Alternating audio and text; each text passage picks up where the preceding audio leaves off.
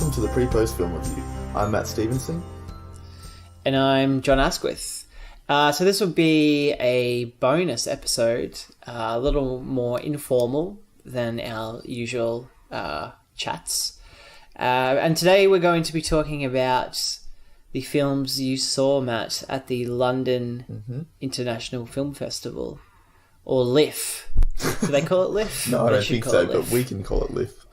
We'll call it LIFF. Yeah, so I know you saw quite a few, and I guess this is a good little mirror bonus episode that can mirror the MIF one that we had a little earlier in the year. Talk about some films that aren't in wide release yet, but hopefully will be if they're good, or just ones that people can keep an eye out for, or maybe to avoid if there's some shitty ones in there too. Cool. So I'll let you sort of take the floor on this one, Matt. And what order are you going to go in? If any. What's your plan? I don't know. No, I saw about 27 films, I think. Looking at my little list here, so it's a pretty good run. So obviously I won't have time to talk about them all. I'll pick some of the highlights, so some of the stuff that I really enjoyed. You don't want to do a 6-hour episode? Yeah, well, we could if you're up for it. No, I think I'll probably pick, the top 4 or 5 and chat about them, and maybe a couple of the disappointments too. Just anything that sort of stood out, I guess. Yeah. That's what I'm thinking. Yeah. Sounds good, man. What's the first movie? Yeah, okay, well, my favourite film of the festival, which is probably a good place to start, was Carol, the Todd Haynes picture with Rooney Mara and Cate Blanchett. And it's quite a big release, so everyone should have the opportunity to see this, I think. It's just come out wide here in London, I think, so it should be pretty easy to track down. But I was super impressed with this film, and I had pretty high expectations going in as well, just because there was a lot of buzz around the film coming off a few of the earlier festivals.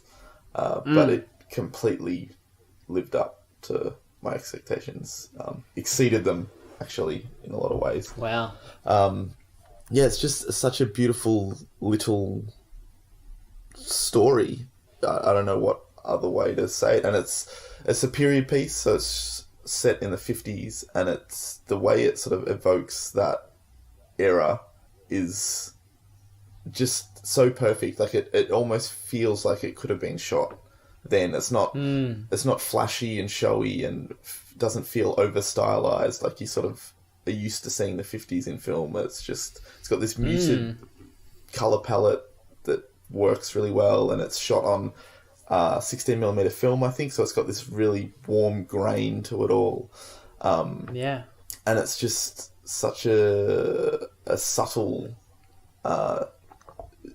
story full of little nuances. Like the film is about a romance between Rooney Mara and Cate Blanchett, and because of the sort of time period that it's set, it's sort of a forbidden affair that they have. And because they're trying to hide it a lot of the time, or not even to the outside world, like it takes a while for them to admit it to themselves, particularly Rooney Mara's character. So a lot of it's sort of really subtle, just gestures and looks and glances across rooms, and it's just so perfectly done. Like such tiny details say so much, and it really, really affected me. I think I cried a couple of times during this film because it was so emotionally powerful, but in a subtle way, if that makes sense. And on top of that, there's also just some really great filmmaking. There's a particular scene in a car ride where Rooney Mara's in the backseat of a car, and it's just the way it's shot through the glass and with all the reflections and the streaking lights, and it was almost like this little abstracty moment of just music and image, and it was mind-blowing. Really, really great. Well, that sounds really amazing, and I have seen the trailer for this. I think you sent it to me, Matt, when we were talking one day, and I'm really, really excited to see it. I think it looks very cool. Like you said, the way it's shot and everything, just from the trailer, I got a real sense that it felt super authentic somehow to the time period. And as you say, we're used to seeing the 50s really stylized, and there's like almost a set look for how the 50s should look on film now. Like, and this was completely different, but felt real somehow. And I'm just really interested in this drama, which sounds super affecting and different than what you'd normally see. So yeah, definitely, super excited. It's one of those films that kind of sneaks up on you too, because there's nothing showy about it at all, and the story is so small, and it's just presented in a way that's almost designed not to wow you, if that makes sense. And if you go in expecting this really super emotional, bombastic film, you're probably going to be disappointed. But if you just sit there and let it sort of seep into you and get sucked into this world and these characters, it's super effective. It's just like a perfectly executed little film in a way. So, great. Yeah, loved it. I would highly recommend everyone try and check that out. Yeah, awesome. Well, I'm pretty sure it's opening in Australia in mid-January. Yeah, right. Next year, 2016. So I guess that's one for people to keep an eye out for. Yeah, definitely. Carol. What's next? Matthew? So, another film that I really liked, which should be quite easy to find. I'm not sure if it's had a release already. I know it has in the States. Was The End of the Tour. Spectre. Yes. Yeah, Jurassic World. No. The End of the Tour, which is the biopic kind of about David Foster Wallace and the journalist David Lipsky. So that's with Jason Segel and Jesse Eisenberg. And it's kind of based on the interview that David Lipsky did with David Foster Wallace, where he kind of just spent, I think it's like a week or some sort of quite small amount of time just traveling around with him and recording this interview with David Foster Wallace, who at this point in his career was like at the peak of his success. Like Infinite Jest had just been sort of heralded as one of the greatest American novels ever written. And it just all took place within such a small, confined amount of time, but it says so much, and there's a lot of rich, interesting character beats and just sort of meditations on journalism and what what makes a good author or what makes a good creative person. I don't know. There was a lot to sort of dig down into within the film. And I didn't know much about David Foster Wallace. I'd never read any of his books or anything like that. But just watching their relationship develop over those few days was, super rewarding. I really liked it a lot. Yeah, it sounds really interesting. And Jesse Eisenberg and Jason Segel, kind of a strange pairing of, I would imagine, is that obviously works pretty well in the movie. Yeah. I mean, like, I'm not familiar with what David Foster Wallace was like in real life, but from what I've read, he does a pretty good job of kind of capturing the spirit of him. And Jesse Eisenberg is really good in these kind of roles. I feel like kind of like the introverted, a little bit underhanded in a way, like ratty or something. Yeah. Do you know what I mean? Yeah, there is a sliminess to his but characters also, a lot of the time. with endearing as well. Like he's not. I don't know. He has this way of balancing the two that's effective, and it really suits this character of this kind of journalist who's, trying to get into this guy's life to write a good piece for the Rolling Stone or whatever he was working for. So I'm not sure when that's getting a release actually, but given that the star power behind it, Yeah. I think it'd be quite easy to track down. Also, interestingly, that's directed by, I'm going to butcher this, but James Ponsoldt, is that how you say his name? Which is the director of The Spectacular Now, which I love. So this is his follow-up to The Spectacular Now. Yeah. Oh, okay. I'm even more interested now. I didn't know that. Yeah. I mean, it's a bit hard to sort of describe why this worked for me so well, but it really did. It also has there's this sort of like undercurrent of melancholy too, just because you know what happened to David Foster Wallace. And I mean, it opens with sort of like a flash forward of David Lipsky getting the news that David Foster Wallace had killed himself, and he sort of goes back and finds these tapes from whenever he did the interview. So that kind of hangs over the whole film, and there's just this like sadness, and it's just a great portrait of this troubled artist, and you know, who's heralded as being so brilliant, but it's a great picture of how normal he was. Like, he's just a guy, you know, like we put people and artists on these pedestals. Like in the film itself, David Lipsky loves him so much, like he looks up to him like this god, but then he meets him and he's just like this ordinary dude that, you know, has depression, and he's like struggling through life kind of thing. Anyway, yeah, there's just loads to think about in this film. Surprisingly richer than I expected. Sounds very cool.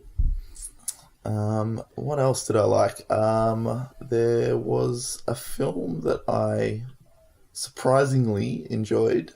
I sort of hadn't heard anything about it going in. It was called Chronic. And it stars Tim Roth. And I almost didn't see it because the description of the film sounded so morbid.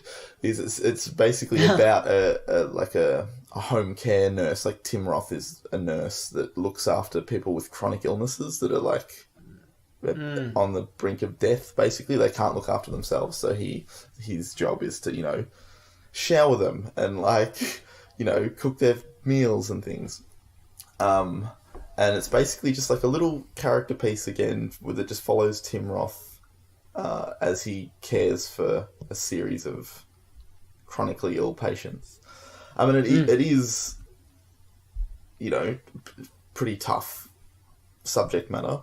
You do, you know, have to see a lot of people in like really uncomfortable, unpleasant situations.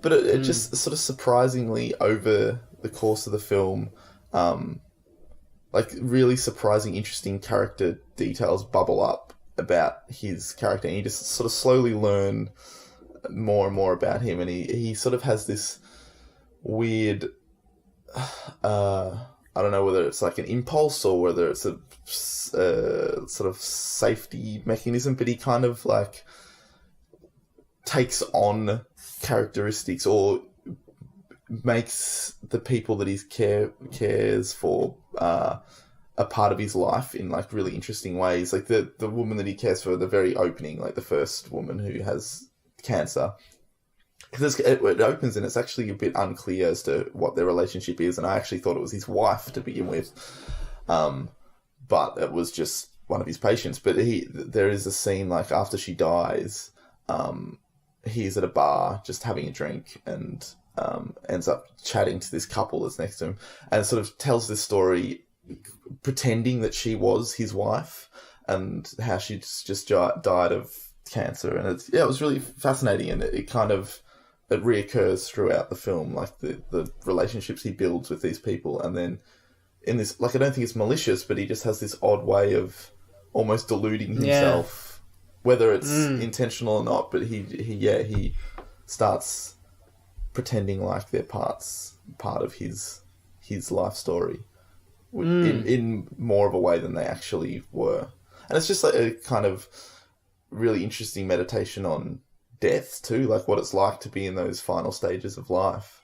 And it does end in a really bizarrely abrupt way, the film, but I actually kind of like that. I read some criticism after the film that people hated that ending, and I can see that. But yeah, I actually think it works quite well given the subject matter of the film. And it's just nice to see Tim Roth do something.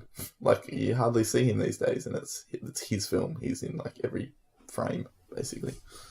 So, yeah, I'm not sure how hard or easy that will be to find. It did win something at Cannes, I think, or at least was in the running to win one of the awards there. I'm not sure if it did. So it may be available on sort of streaming sites or have a small independent release. I think it's coming out in independent cinemas here maybe early next year, I want to say. Okay. But I'm not sure about Australia. Yeah, we'll have to keep an eye out for that. Actually, one of the highlights from the festival was definitely I went to see the little retrospective the film festival did on the Quay brothers, which are these sort of stop motion animators that make these strange, bizarrely dark, sort of abstract short films. And there was also a short documentary on them directed by Christopher Nolan. So that was having its premiere at the London Film Festival, and Nolan was there to introduce the film, which was pretty cool. Very cool. So I got to hear him chat for a little while about these. Did you squeal when he came into the room, Matt? I just wet myself silently in my seat. No, I was very excited. It was cool to see him in the flesh. And he had some sort of really interesting things to say and was very open about how inspirational the Quay brothers films have been directly on his work, and he joked about how he's blatantly ripped them off a lot of times in his films, which was kind of refreshing to hear someone be so open and honest about things that they love and how they've inspired their work, which was really cool. Absolutely. Yeah. And the brothers themselves were there, so they had a bit of a chat. They were very introverted, and you could tell they were very uncomfortable talking in front of a big crowd of people, but it was nice to hear from them too. So yeah, they screened the documentary itself, which even Nolan, I think, is very hesitant to call it a film. Like, it's very short, and it's kind of just like a little fun project of his that he did. Right. So it's only, I'm actually not sure what the runtime is, but it's not long at all, and it's kind of just a series of, like, he just spent a day with them in their workshop and just filmed it. So it's not like a super insightful doco about their career. It's just like a little snapshot of like a day in the life, which is, can be quite revealing and interesting. And again, like, it's Nolan, so he shot it on film, so it just looks great from the opening shot. I don't know, I just love seeing stuff on 35mm these days. It's so rare. It looks awesome. So that was cool. And then there was they showed 3 of their shorts. So there was Street of Crocodiles, I think. One called The Comb, and one called In Absentia, I think it was. And I kind of liked them progressively more as they went on.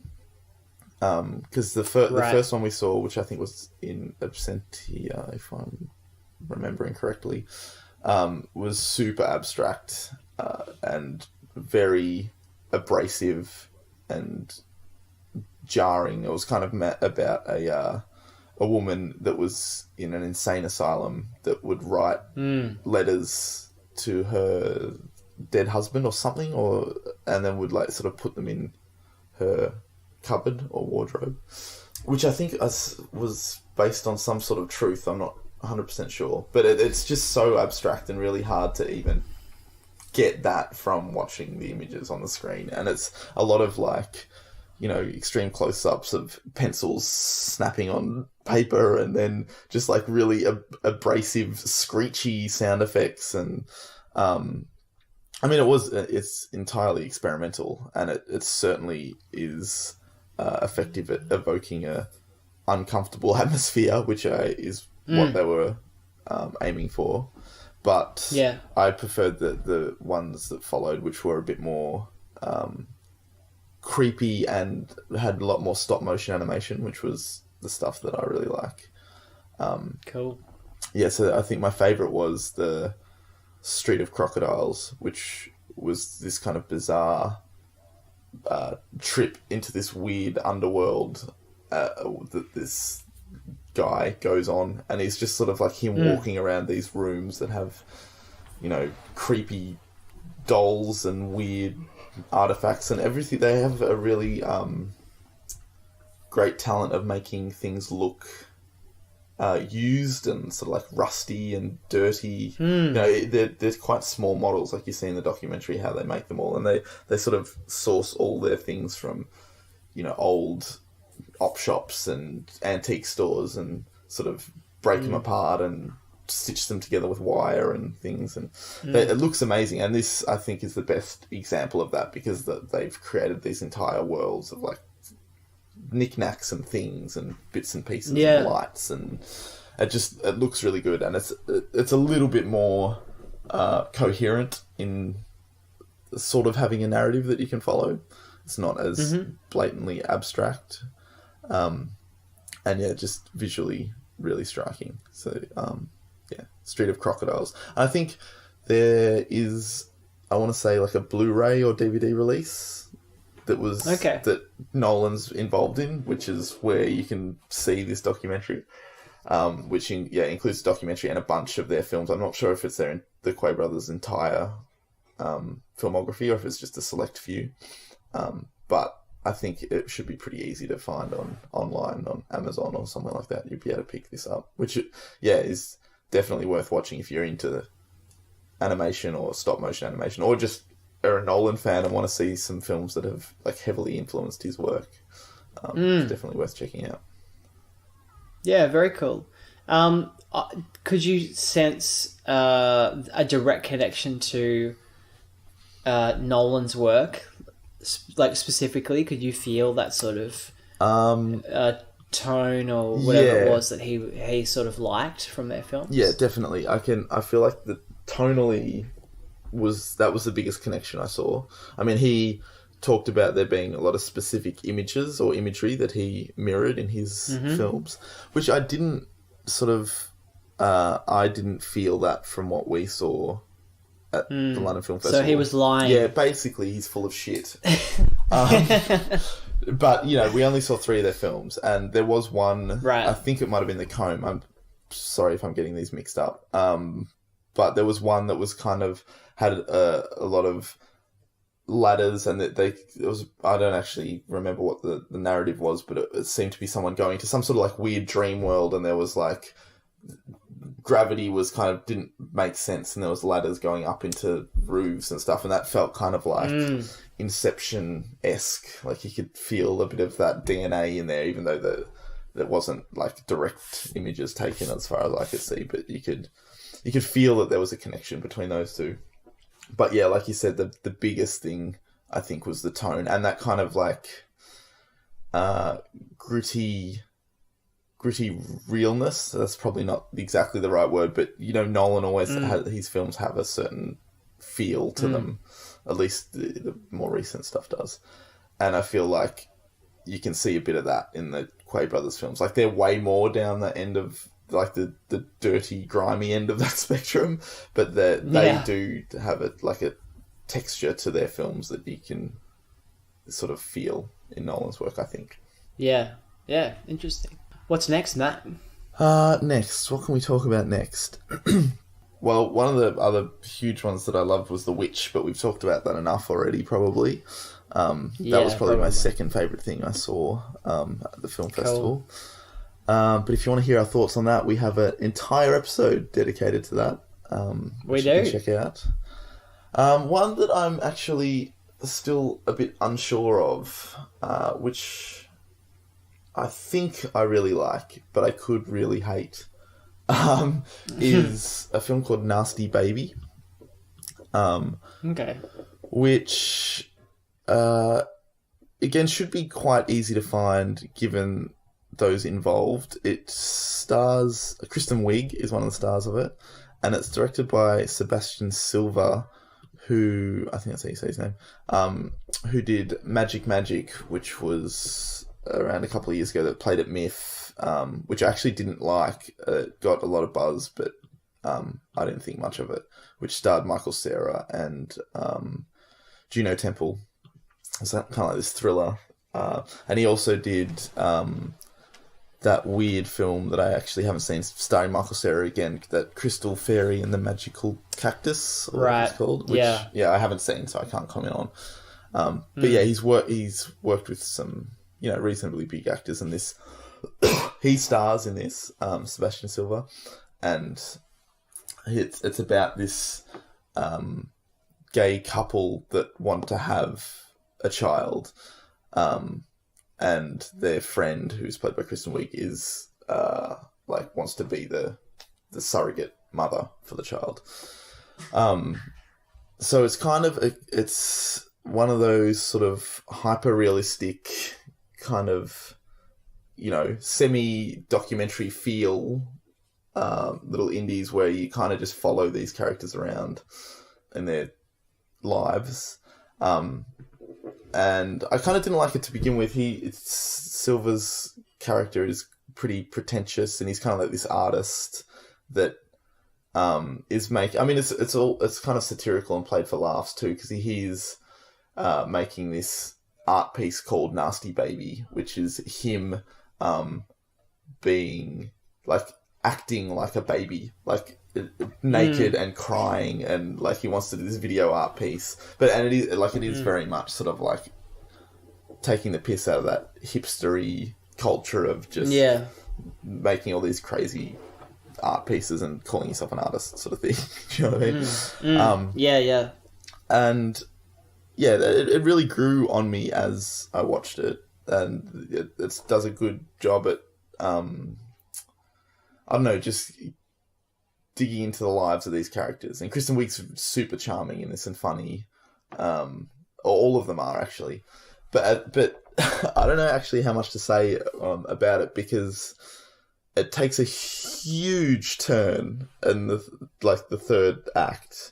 Like, complete tonal, just 180, you know? Like, completely out of the blue.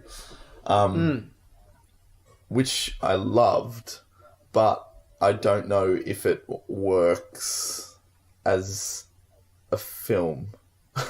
If you know, and actually, now that I've started talking about it, I don't know how much I can talk about it without like spoiling things, because part of the joy of this is just sort of like letting it all play out.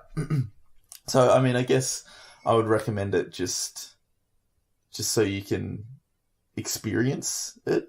I kind of ended up giving it quite a good score on my Letterboxd account, just purely sort of based on I love the fact that when films can surprise me like that, and it was just sort of fun to go on that journey. But since then I've sort of been flipping back and forward.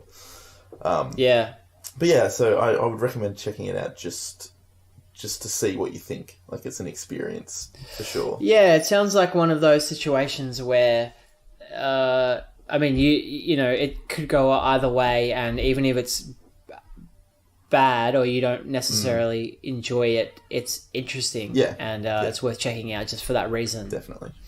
Yeah, so, and while we're on the topic of films that I could potentially hate, there was one that stood out that I really disliked.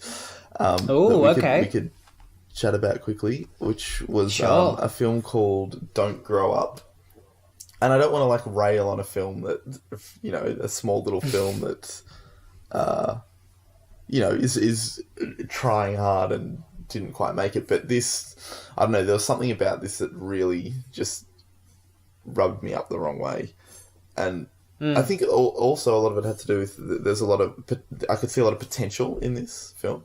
So basically it was a British film that was about these kids that find themselves, like, they're living in this little town, and a virus or something has been set loose. You never actually find out what caused it, but basically it only affects adults. So, like, when the kids, if you are of a certain age, then you get infected by this virus and turn like murderous and want to kill everyone, which I think is actually an interesting setup. Really interesting. You know, right? Yeah, I mean, it's a bit on the nose, but, you know, you could make some comments about, like, adulthood and children, or at least, you know, how children think about adults and, you know, all that sort of stuff. And the children that it focuses on are sort of like, I don't think they're orphans or anything, but they're in like a home for like troubled children. So it's kind of particularly relevant for the way they would see adults in their lives. But it does absolutely nothing with that premise. It was just so disappointing. And even the start was shot really beautifully. Like it's set out on this like English countryside, but coastal countryside. So there's like these beautiful like scenic shots of the trees and the water. And it was potentially... it could have been really great, but it just turns into the most boring, cliched, like, zombie film, basically. Like, the people just become so weird. Zombies. I mean, they're not slow Walking Dead zombies. They're, like, 28 days later running, like, rage. That's basically what it is. Like, it's the same disease as 28 days later. And it's just got, like, every cliche in the book. Like, one of them... you know, starts to turn and then they have to, like, you know, kill him. And I don't know, it just, even from the beginning, it made sort of no sense. Like, they were in this home for children, but there was no adults around.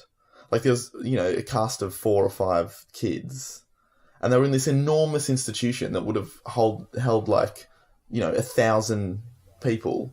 Yeah. But... yeah. like, and it was never mentioned where are the other kids or where are the adults, and they're just like, oh, they've gone to town or something. Like, at this point, they were in no way worried that something had gone wrong. Like, it was just like a normal day for them, but there was just no one there. And then they go into town and find that the shit's hit the fan. But again, like, you know, they go into town, they want it to be this like spooky thing where they walk around, there's like no one around and it seems all deserted, and they're like, what the hell's going on? And then, you know, they see one guy outside, then all of a sudden there's, like, people everywhere chasing him. And it just logically makes no sense. Like, they wanted it deserted for one scene, and then they want it full of, like, crazy psychos for the next scene. It's just really lazy horror filmmaking. I was super disappointed. Yeah, that's a bummer, because, as you say, the premise is that there's lots of potential there to do something really cool. Yeah.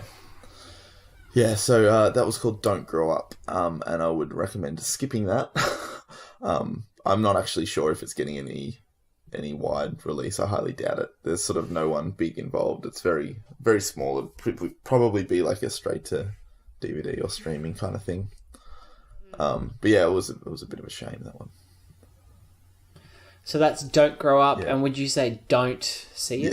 Yeah, yeah, it's exactly. That should be like the quote on the poster. Yeah.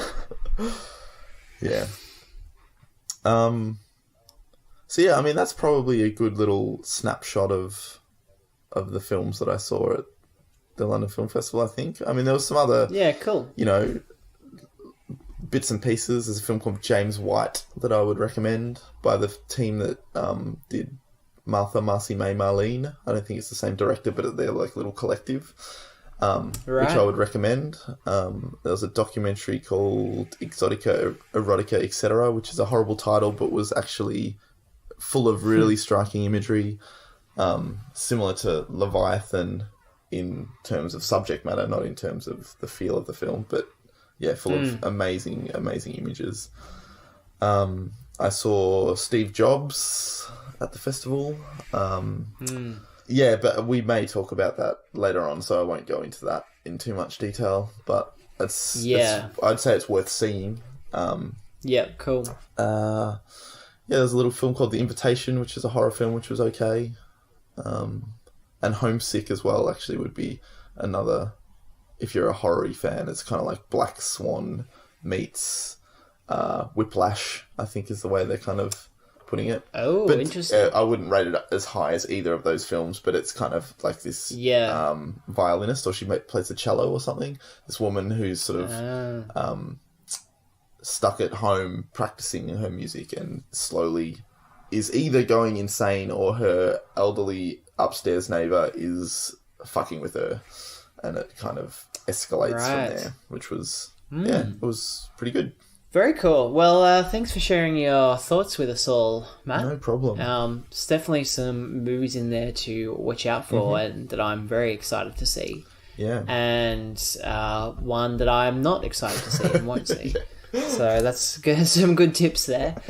Yeah, I think it's, I think we said this on the other episode too, but it's good to have episodes like this, I think, where we can talk about smaller movies or at least things that aren't widely kind of out there for people to see. And it's always fun to go to a festival and see stuff like this. So, thanks for sharing. And, I just really appreciate your thoughts and you as a person. And I just want to say thank you. Thanks, John. Oh, I'm an idiot.